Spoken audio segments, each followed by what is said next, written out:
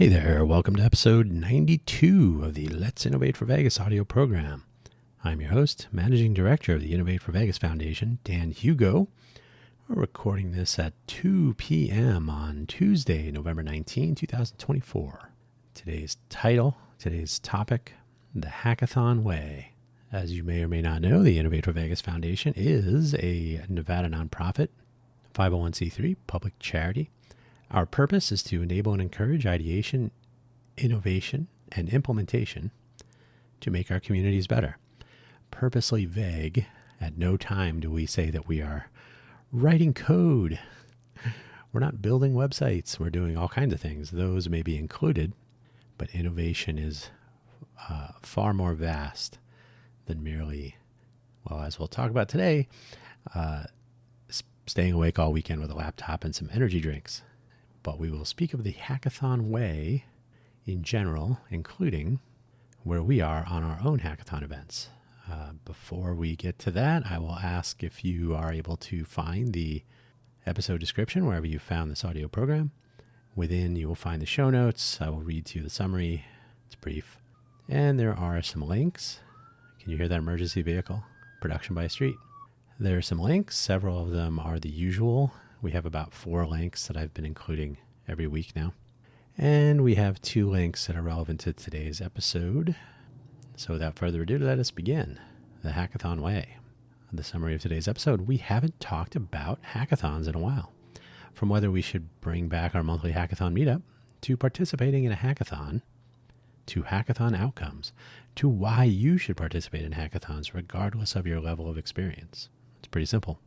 The links for today's episode include a link to our very own homepage, Innovate for Vegas. That's no spaces. The 4 is spelled out, Innovate FOR Vegas.org.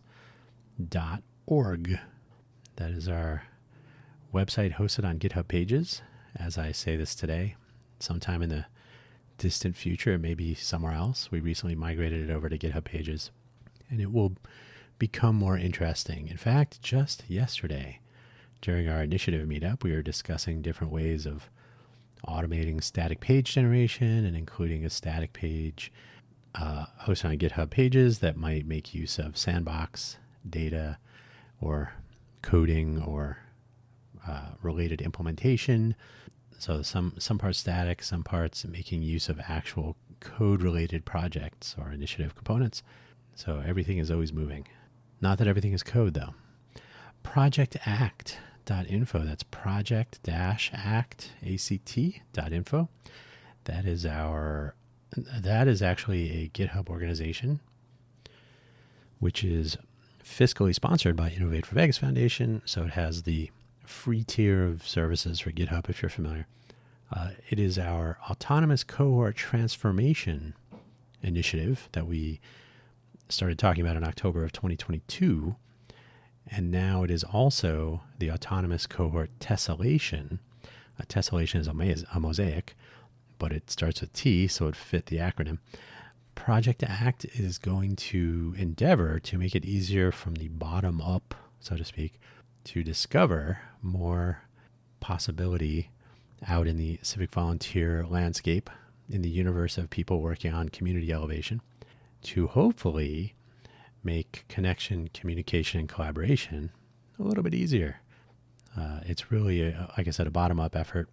There's nothing to sign up for or join to participate. Once we get this going, you merely enter the network. You publish yourself into the literally network of others doing either similar or adjacent things.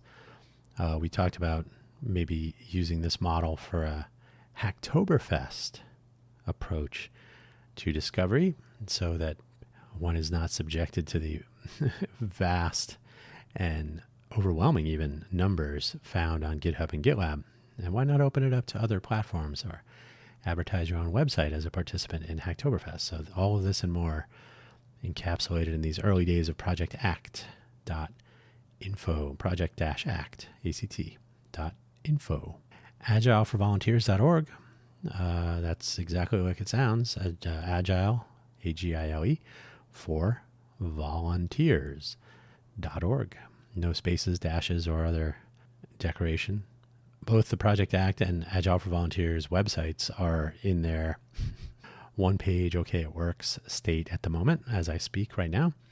There are some pieces to include. The documentation that we've been assembling, compiling, interpreting for Agile for Volunteers will make its way into there, and hopefully people will give it a read and give some feedback. We are implementing Agile for Volunteers for our initiatives at Innovate for Vegas Foundation. As we talked about last week, there is the return of open transit. And since we'll be collaborating with a third party outside, external collaboration, the notions behind Agile for Volunteers fit very nicely, so we can give it a try in the real world. But our various initiatives will be migrated over to the Agile for Volunteers workflow, presumptions about participation and atomic teams and all sorts of fun stuff. So you can start at the website and you can join the conversation. You can also, I will update this on both of these. You can also visit the actual GitHub repositories of which these sites are a part, the organizations, I should say, and you can see the documentation and other components as they're moving along. Mastodon.Vegas is our one of these days soon. it will be deployed. I have the cloud stuff. It's really just a question of getting it out for people to try. This is what hackathons are for. Once you are spending your 10 minutes here, 10 minutes there, before you know it, it's 60 minutes, and then you reset and start the same 10 minutes on the other thing. And it can be something of a challenge, cognitive load and task switching and all that. We're not built for that stuff. So one idea would be a Mastodon launch hackathon, like a focused effort with a ticking clock and the outcome at the end of the hackathon, whatever it is, a weekend or Monday through Friday, 5-day. By the end of it, hopefully there will be a completely running, capable server with all of the email support for account verification and whatnot. All the things completely functional. That is on the table, by the way. The sprint. So the next two are the episode specifics. The sprint book. I believe that's by somebody from Google or Google Press. Let me actually, I think I still have that window open. Let's have a look. Yeah. The sprint book, invented at Google by Jake Knapp, perfected with John Zaratsky and the GV design team. Google Verify? I don't know. Google Ventures. Okay. Google Ventures. So they talk about design sprints. A sprint in general is an interesting idea. It's kind of a variation on a theme. I've read this book. It is interesting. It is not the end all and be all, but it is a useful resource. If you've never organized a hackathon, if you're not sure why they would be useful, why this is an interesting idea to apply even inside your company, if you have a company or if you're part of a company, internal hackathons, internal design sprints, internal ideation sprints. These notions are generally positive experiences, positive outcomes, positive value. So it's an interesting book. Give it a read if you're so inclined. Britannica, as in the encyclopedia, Britannica on Hacker. They unfortunately start off with the negative take. Oh, hackers are either black hat hackers or white hat hackers. And of course, that's just all. First of all, those terms are a little bit dated. But second of all, they go immediately towards whether you are doing something you shouldn't be doing, and then whether you tell someone about it or not. So the notion is the bad people break into your house, your whatever it is, the bad hackers, and the good hackers break into your house, but then they say, hey, look, I was able to break into your house. You should fix this. Okay.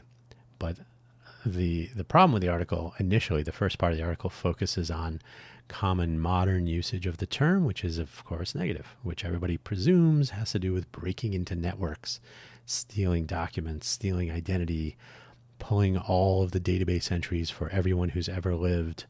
In the case of, I think it was National Data Systems in Florida. Yeah, that's a good one. Lose everyone's data, not just every of a group, everyone who's ever lived. Well done.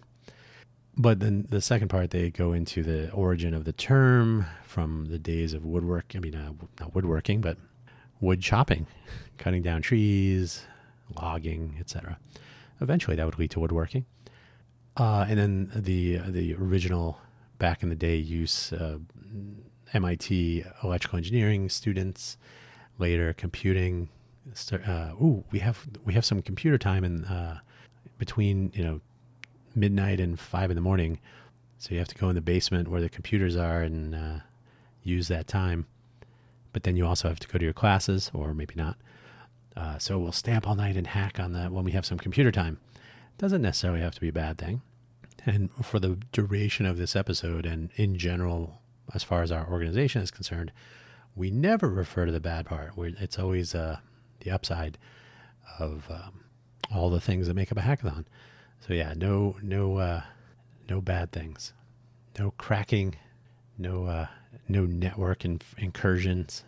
We'll leave that to the folks that come here every August. And if you don't know who they are, don't worry about it. So, first things first, our monthly hackathon meetups. Whatever happened to those? Well, we used to have monthly hackathon meetups in the International Innovation Center in lovely downtown Las Vegas. And thanks, as always, to Don Jacobson for enabling that every month. We were scheduled out until we decided otherwise. So we always had our space available. Except for one time, and it wasn't a big deal. And we made that work anyway. We would pursue our various projects, now called initiatives, except that we really wouldn't, which is the problem. The problem we ran into every month, maybe a dozen people, usually fewer. Often, it was, towards the end, it was down to 2, 1, 0, other than myself, would show up on a Saturday. So our hackathon would be Saturday and Sunday. You were welcome to stay continuously or go home and come back, or, as would most often occur, go home and never be heard from again.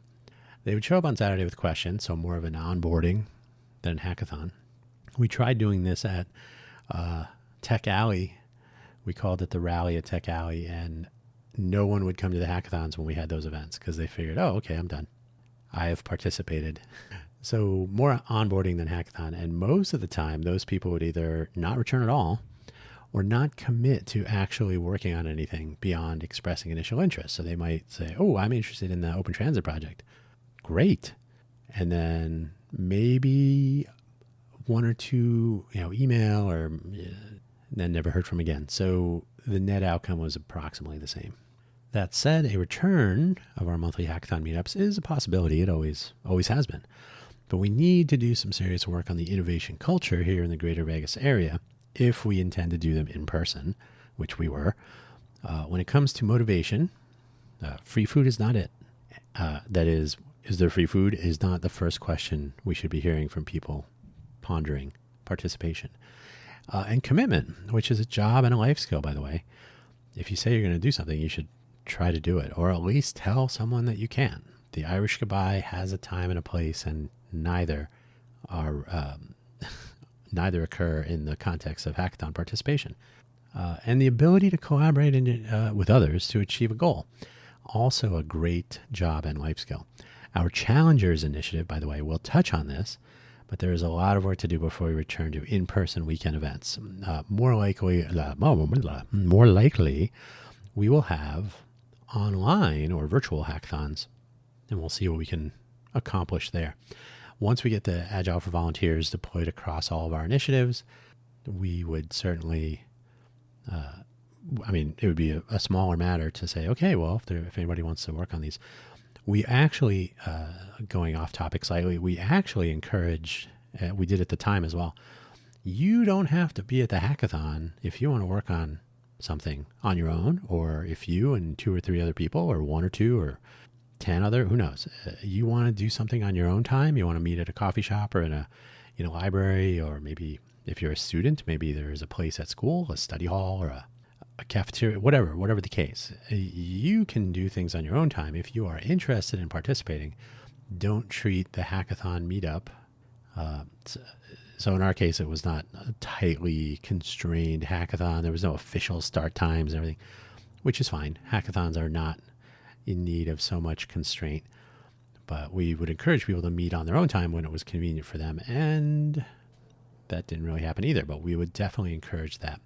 So yeah, we'll see where that goes. Why hackathon? Why? Why would you do this? Generally speaking, working on any sort of open source community elevation initiative can be a time challenge. Everybody is busy in these modern times. Do we even have the times to be in modern times? I wonder. Setting aside a block of time, the T word coming up a lot today, with some degree of focus, so not everyone needs to work on the same thing, by the way. You don't have to go to a hackathon and say, what am I working on? That's almost always not a great sign, but it could be your first time, so we'll allow it. There is some benefit to participating in a group effort, like going to the gym or attending a live performance of some kind, sporting, music, whatever, or any group activity. And everybody in attendance need not know each other. Sometimes it's good to know, 20 people in a room. Sometimes it's interesting to know one person in the room and meet 19 more, or to know no one, or who knows, right? Actually, if you're one of the 20, then meet 18 more. No one, anyway, you know what I mean. It becomes a matter of group energy, perhaps. Knowing that others are working may provide that extra push to do the same. I always say this about the gym. If you have a home gym and you use it to hang your clothing on, it's because the home gym is in your home, and so you are conducting other activities.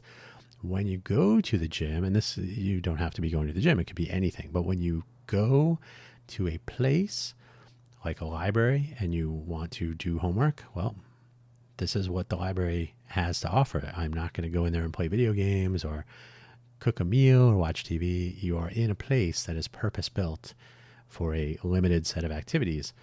The gym, you're pretty much going to go there to exercise or watch TV.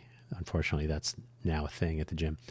But you are going to a place. You are taking a proactive step to change your location, to change your mindset, and so on. So if you go to a gym and you see a bunch of other people working out, you're like, where am I going to hang my clothing? Everybody's using all the equipment. I guess I should do the same. Similarly with a hackathon, you can say, well, I don't feel like working on that. But you came to the hackathon. You are here. You're participating. You're surrounded by people that are working on different things, different ideas. Sometimes the hackathon is just a free rein. I have been to hackathons where there are sponsoring companies. When I worked for Intel was a sponsor of a hackathon. People would come up to our table and say, can I get an Edison and some sensors and a Grove sensor, a Grove shield for my Edison? And they would wander off and start working on their own ideas. Other times the hackathon has some sort of a theme, like environment hacking or accessibility hackathon, or it could be anything. It doesn't have to be technology. It could be, and I'm going to mention this later, but I proposed a Boulder City here in the Southern Nevada area, a planning and zoning hackathon for the city plan. Most cities in the world require some sort of a city plan to be developed, to be forward-looking, to have a strategy in mind. So why not include the people that are interested in the communities in the city, participating in proactive discussions, and then the outcomes of the hackathon would be a part of, maybe you could call it the focal areas to ponder further in the city plan effort. So I have made these suggestions. They don't have to be code. They're just the focused effort. A ticking clock helps. The concerted effort it takes to participate in such a thing. It's not we're not calling you at home during dinner and asking you questions. You have to actually go somewhere. Or in the case of a virtual hackathon, you actually, you have to at least put on some clothing and possibly have a webcam pointed at you for 48 hours or something crazy like that. All of these things are variable, right? The formats, the times, the durations, all variable. Really, though, it becomes a matter of group energy, perhaps.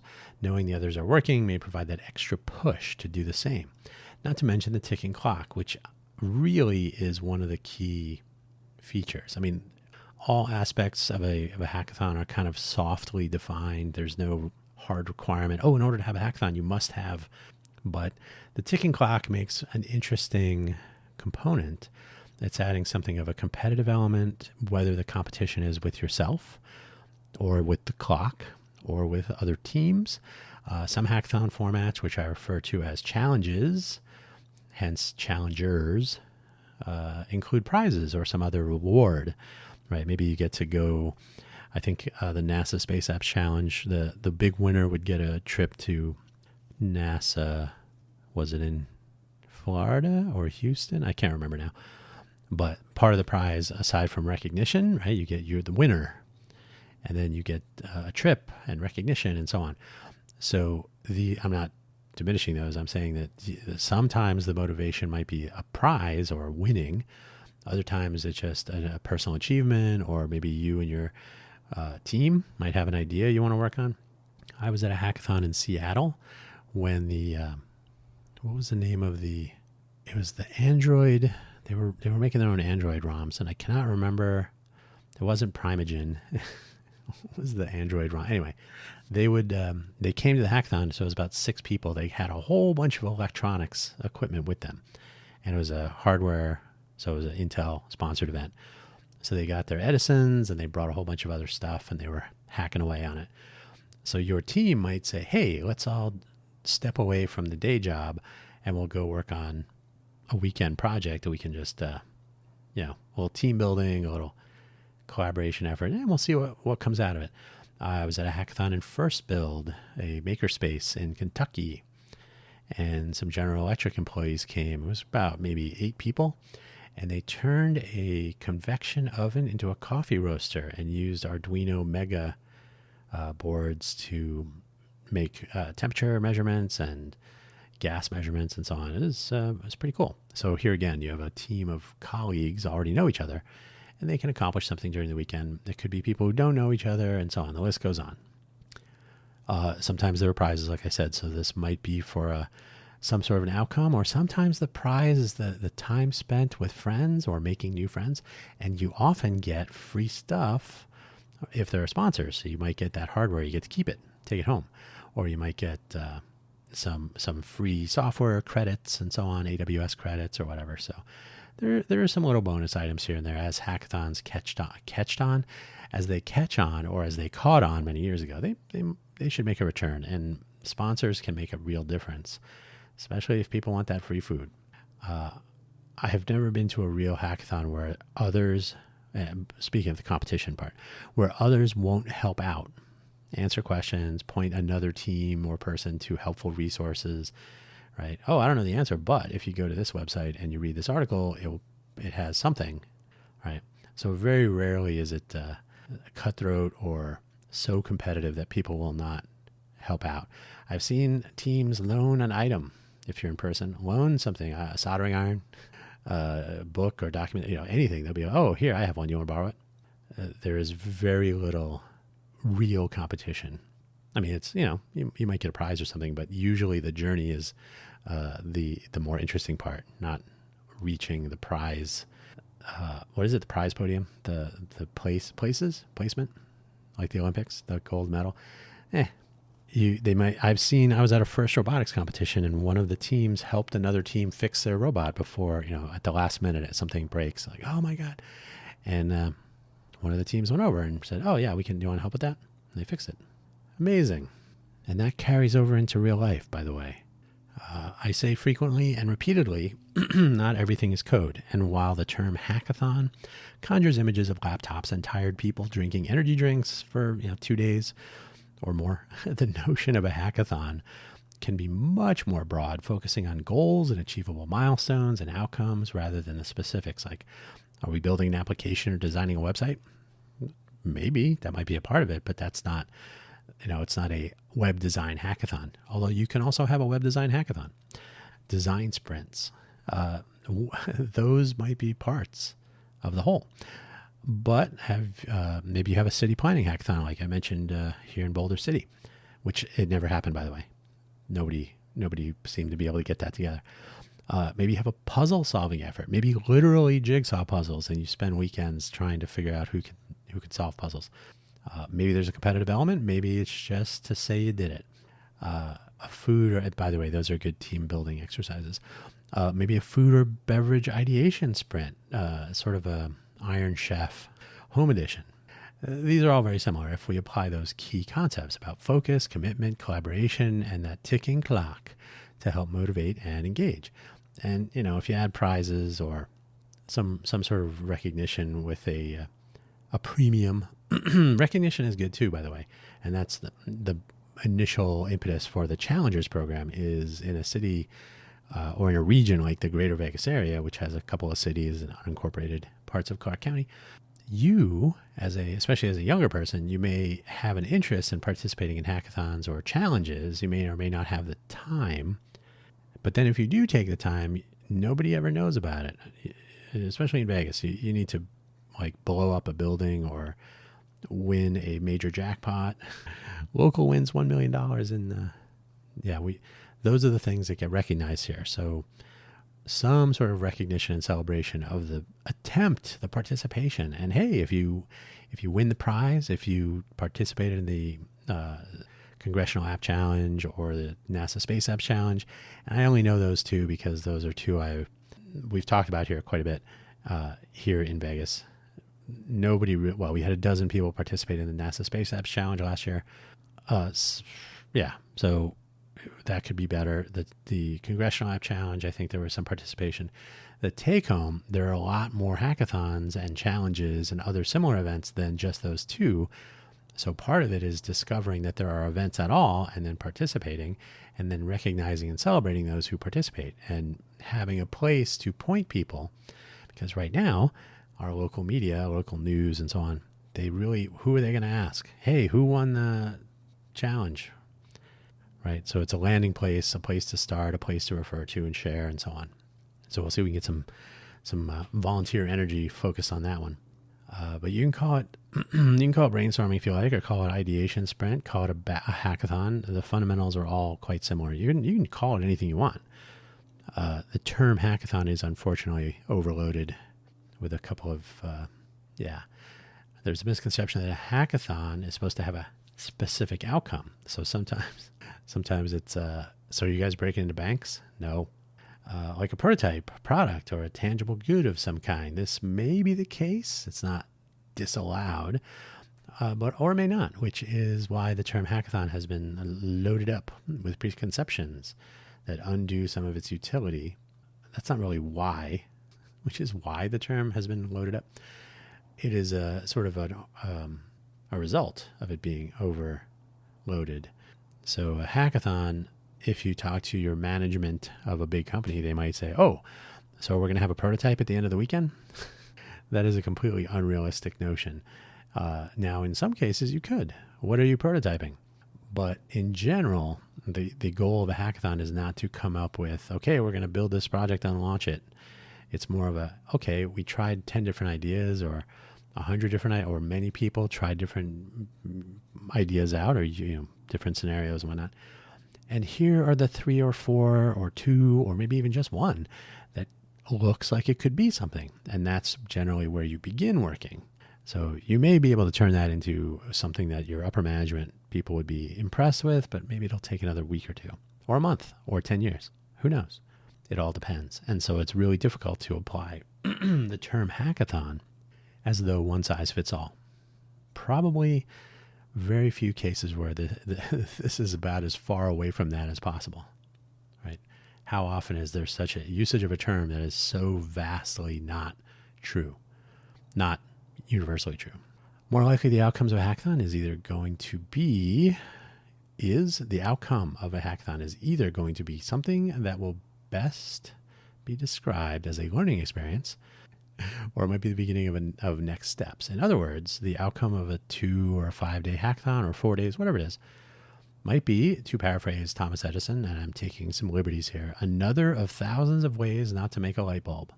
Or maybe just one, might be the thing that gets more attention for additional focus and development. So you basically spend the hackathon, the ticking clock competitive element, but at the end of the hackathon, the things that look like they could actually work are the things that the team, so maybe it's an internal hackathon, you break up into little sub-teams of 3, 4, 5 people, whatever, And then at the end, you say, okay, this is the idea that we will focus the next 30 to 90 days on. So it's a qualifying round, if you like. This does not mean that a hackathon cannot produce final outcomes, but it depends on what your expectations are going in. Given that the ticking clock is there, right? That's part of what that's probably one of the very few standard things about a hackathon is there pretty much has to be a time limit. Otherwise, you're just living your life, right? If a hackathon can go on forever, that's just life. So you can produce some sort of outcome. It depends on how you defined, like what are we trying to accomplish with this hackathon, this ideation sprint, this brainstorming session. The ticking clock, though, can accelerate the brainstorming. It helps to distill a few ideas down to one or a small few, and to spend more resources on for continued development is one of the probable outcomes. So it's worth considering in that context in most cases, right? We have a bunch of ideas. We have a bunch of people that are thinking like, maybe this one's better and so on. Well, let's try it. Let's take 5 days if it's during the week, or take a weekend all-nighter, stay awake for 48 hours or so. A little team building going on there, and see which idea seems like it might work. And you don't have to throw away the other ones. You just put them on the back burner. There are some additional benefits, bonus possibilities, if you will, that I have witnessed myself many times. You may participate in a hackathon knowing no one. You show up just to see what it's all about, and you come out of it with some new collaboration partners. I have seen startups form from this. You may go to a hackathon and participate, but you might actually be there checking out the talent pool. Job offers, or perhaps invitations to join a startup or some ongoing project. Those have happened. I've seen it. There may be a first-timer at a hackathon. Maybe that person in the first example, I've never been to a hackathon. I don't even know anybody here. And they are inspired, and they apply the hackathon idea, this whole notion of, we can just take a weekend or a couple of days during the week, start a timer and see what happens. They can apply it to their own initiatives, and the cycle of hackathons continues. And I'm sure there are many more benefits. And in fact, I'll just add an audible here. If you have recognition from your communities, if people understand that, there's a hackathon, did anyone come up with this cool idea?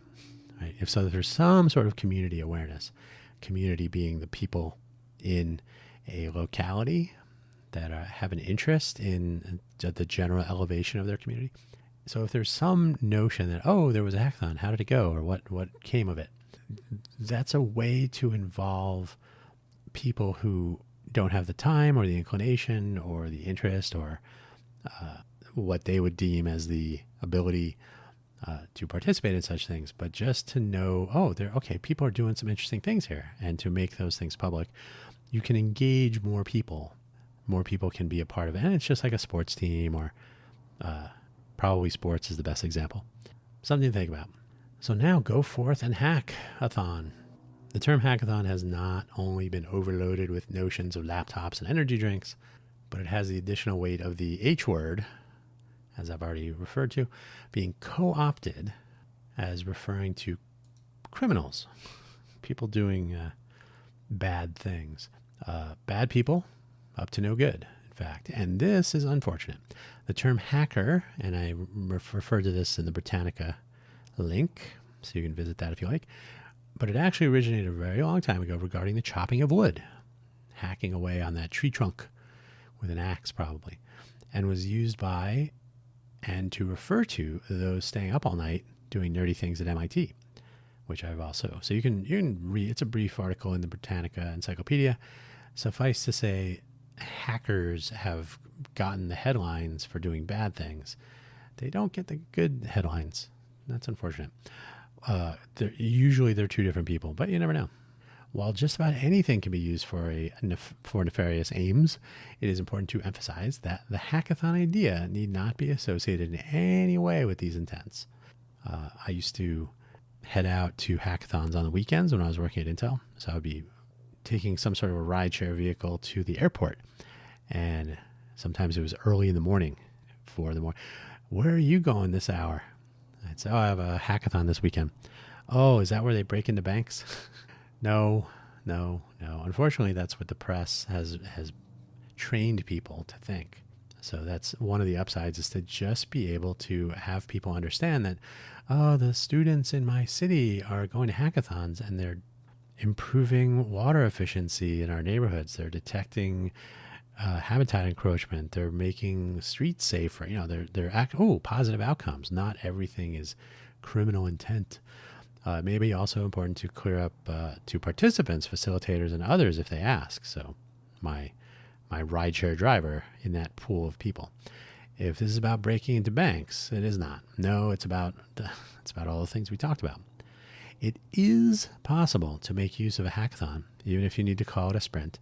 Maybe your management, or maybe people in the in a position to influence your plans don't like that word. And in fact, when I was at Intel, eventually they became sprints, innovation sprints, because hackers were suddenly bad. To focus and perhaps collaborate with the ticking clock, so you can put the notion to use for whatever you're doing without even having a formal event or gathering, maybe 2 or 3 people, maybe even just you. You can follow the same structure and see what you can accomplish. What can you get done in a weekend? Starting at midnight on Friday, and that's pushing it. Usually you want to start around 8 p.m. on Friday, after dinner maybe, and then you're allowed to sleep. Nobody's going to try to shake you awake or anything, hopefully. But you can follow the same structure and just see what happens. And it doesn't have to be coding. It could be, maybe you're trying to write a book. Maybe you're trying to edit a document. Maybe you're trying to build a website. Maybe you're trying to accomplish something and you've been distracted through the week. Oh, I got this to do. I got that to do. Cognitive load, task switching. These are all bad things. So one of the aspects of a hackathon that is valuable, among several, is that you say, okay, for the period of this hackathon, I am focusing on what outcome I'm trying to achieve, not checking email, not watching TikTok videos, not doom scrolling, your favorite topic or least favorite topics. I'm going to get this done, or I'm going to try to make progress, right? Set reasonable goals, make achievable milestones, perhaps. Maybe you have a hackathon once a month for yourself and you say, okay, for this weekend, I'm going to focus on wrapping up a couple of these items. This is something I should be doing to get our various sort of half-done stuff up to 80% done, right? Regardless of whether there's other participants. Although it would be nice if other people were proactively interested in some of the things we're working on, and that's where we're working to get back to. And they don't even have to be in Vegas. And in fact, our open transit collaboration will have people from other countries if all works out. So it applies to all skill levels, by the way, all experience levels. It's about the ticking clock and the collaboration and turning notions into outcomes. So it could be the focus, the collaboration, and achieving something close to what you set out to achieve. So don't say I'm going to build a house when it's a weekend. You're like, okay, I could build a chair. Right. So don't set goals that are unreasonable, and that way you can achieve them. And then the next time you'll feel, oh, okay, I know I can do this much. This is sort of how story points work for Agile, but we don't need to go there. But all experience levels, I've heard people say, I don't have time. That's for kids. No, hackathons, ideation sprints, innovation sprints, brainstorming sessions. These benefit from new ideas, old ideas, experience, insight. The mysterious notion that, I didn't know I couldn't do that, and what that leads to. So who knows? You may want to participate in more hackathons if you do one, and with more people perhaps, and more often, if this all works out. So you got to give it a try. You got to see how it can work out for you, or maybe you and 1 or 2 other people. You don't even have to be staring at each other for 48 hours, but just to know, like, okay, we're going to spend 48 hours. We're going to spend all weekend. You can sleep. You're not required to be awake the whole time. But between 8 p.m., production by street, between 8 p.m. Friday and 8 p.m. Sunday, for example, we're going to try to accomplish these things. And you take this part, I'll take this part, and then you take that part. And we'll see what we can come up with. And during the 48-hour sprint or hackathon, I'm stuck here. You want to take a look at it? Oh, I'm taking a nap at the moment, but give me 20 minutes. Right? These are the sorts of things that can put everybody in the same sort of mindset, that keeps everybody in a sort of same direction, momentum development. And at the end of 48 hours, you might say, we actually got stuff done. Fascinating. So I would personally like to see more hackathons in Vegas. I know that there are some events, some challenges that get some tiny amount of press, and that's good. The city of Las Vegas itself and the greater Vegas area are really good at promoting the fun stuff. And while hackathons are fun for the people who participate and the people who are interested, they are not quite as shiny as blowing up a resort or having race cars block businesses from conducting their business. There are a lot of things going on in Vegas that are not as, shiny. Shiny is a good word, as what makes our media. And that's unfortunate. So recognition and celebration of people who are interested enough to set aside weekends or days and to be either mentors at hackathons or to participate, maybe competitively, maybe just for fun, maybe just to try out an idea. The possibilities are myriad. And the important part is that people actually take an interest and show up. And that is a part of our challenge. So will we have monthly hackathon meetups again? Probably. Will they be virtual to start out? If we do, absolutely. Will we have in-person events? That would be nice. Will we have sponsors? That would be one of the goals. That does make for some more flexibility in how events are planned and what the outcomes might be. And that is where I will leave it. Don't forget to check out some of those links. There will be a Mastodon.Vegas. I cannot guarantee at the end of which 48-hour period, but it's getting pretty close. It's getting to be. It's a matter of does everything work? Is it all good? And making sure that the email stuff. I've noticed this with clouds in general. Any sort of server side. You'll be sending email? Yeah, you're going to have to. Production by Street.